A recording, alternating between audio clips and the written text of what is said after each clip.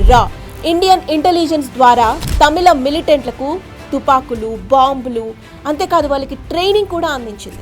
తమిళనాడు సరిహద్దుల్లో ట్రైనింగ్ క్యాంపులు కూడా ఏర్పడ్డాయి. సో ఈ RAW రీసెర్చ్ అండ్ అనాలిసిస్ వింగ్ని ఎవరో ఇన్స్ట్రక్ట్ చేశారు, ఎవరైనా చెప్పాలి కదా వాళ్ళకి. అవును, వాళ్ళు వచ్చి ఒట్టి చేయరు కదా, they are part of government of India.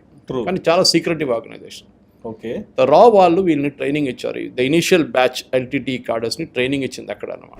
లక్ష్యం ఒక్కటే, శ్రీలంక ప్రభుత్వాన్ని భయపెట్టి తమిళులకు పౌర హక్కులు సంపాదించి పెట్టడం. కానీ అది నిప్పుతో నేషనల్ గేమ్స్ ఆడటం అని అప్పుడు ఇందిరాగాంధీకి కానీ తన చుట్టూ ఉన్న వాళ్ళకి కానీ తెలియదు. ఇందిరాగాంధీకి ఇలాంటి పనులు చేయటం కొత్తేమీ కాదు. పంజాబ్లో భింద్రన్వాలే అనే సిక్ మత గురువుని పొలిటికల్గా వాడుకుందామని పెంచి పోషించి తర్వాత అతనే తనపై తిరగబడగానే ఆయనను గోల్డెన్ టెంపుల్లోనే చంపేయమంది. దాంతోపాటు ఎందరో అమాయకులు కూడా చనిపోయారు. అప్పుడు జర్నల్ సింగ్ భింద్రన్వాలేని తయారు చేసి ఎవరు తీసుకొచ్చారంటే Indira Gandhi. Oh my God. Sick gurdwara Prabandhak committee అని ఈ అన్ని గురుద్వారాలు కంట్రోల్ చేసే ఒక బాడీ ఉంది అమృత్సర్లో, ఇంక్లూడింగ్ గోల్డెన్ టెంపుల్. అది అకాలీదళ చేతిలో ఉండే. శిరోమణి అకాలీదళ అంటాం వాళ్ళని, ప్రకాష్ సింగ్ బాదల్ వాళ్ళ చేతిలో ఉండేది కంప్లీట్, వాళ్ళ పట్టు ఉండేది దాని మీద.